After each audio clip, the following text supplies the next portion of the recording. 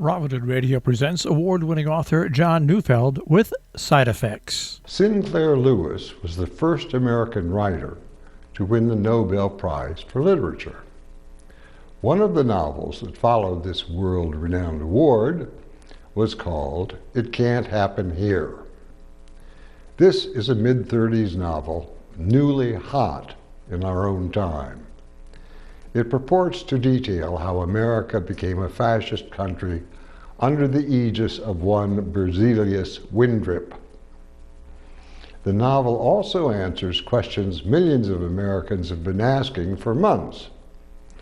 Why won't the Republican Party separate itself from Donald Trump? Why is it defending him so stubbornly? Can't the Republican senators see the same harrowing future so many other people do? In a second Trump term, we will have reverted to a nation united under a king, and personal liberties to which we have over 220 years grown so used to will be in peril.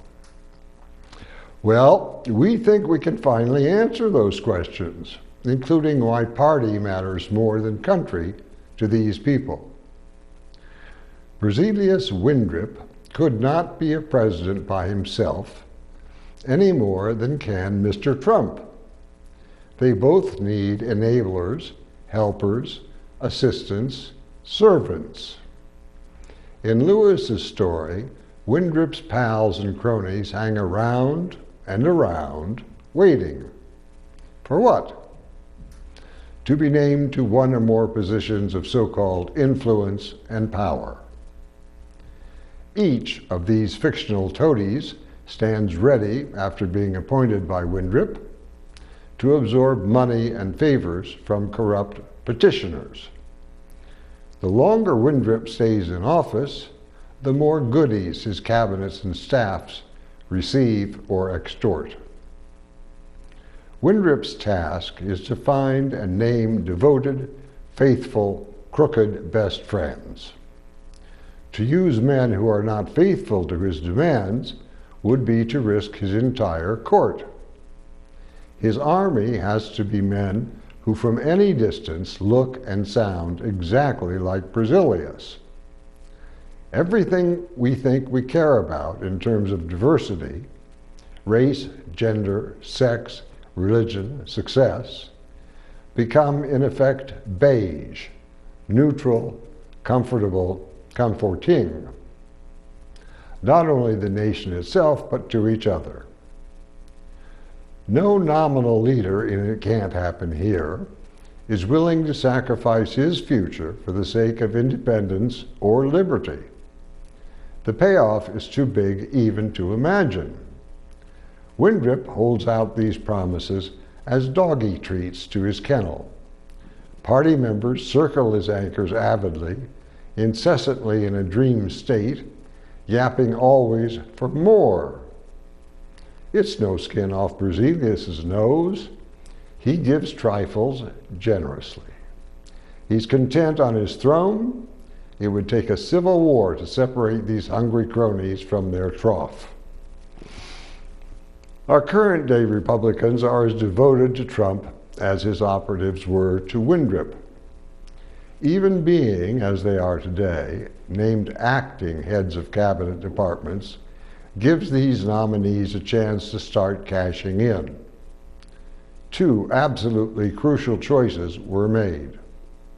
Trump is holding his pals as close to himself as he can to make certain they do not betray him. And the new acting heads want to stay as close to their leader as they can to make certain that they themselves are not betrayed. Alas, for these acting heads, Trump himself is the least charitable man in government, which means that the acting heads have to search outside their immediate circles looking for new donors and benefits. Which is to say, the Trump circle grows daily and soon may well become too big to control.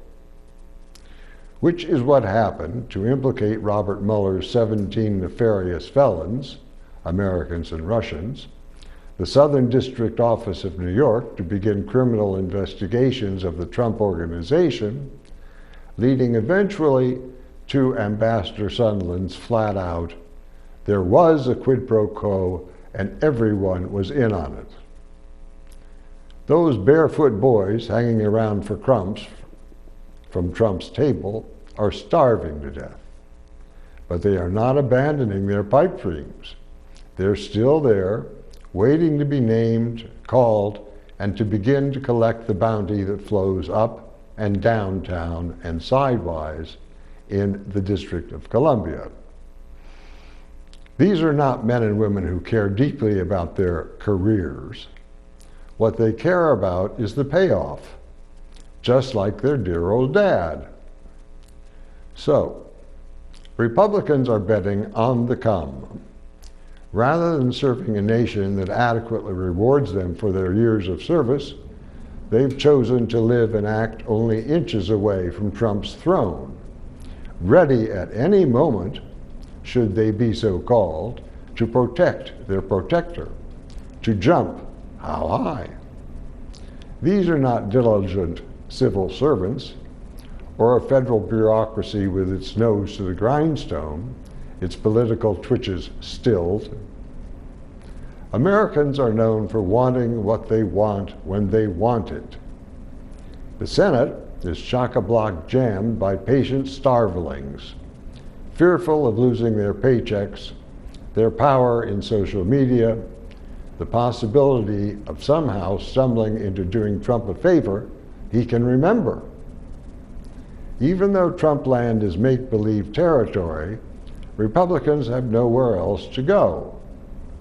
They would be torn apart by their own PAC members should they even begin to inch towards honesty and revelation.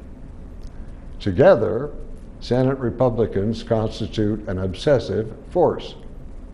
Standing alone, exposed to weather and opposition, they can hear the call of hungry wolves from miles away. Wednesday night, they saw the first threatening shadows of ravenous reasoners.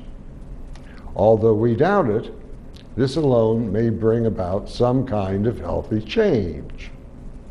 It's even possible, though doubtful, that oleaginous Mitch felt warning shivers.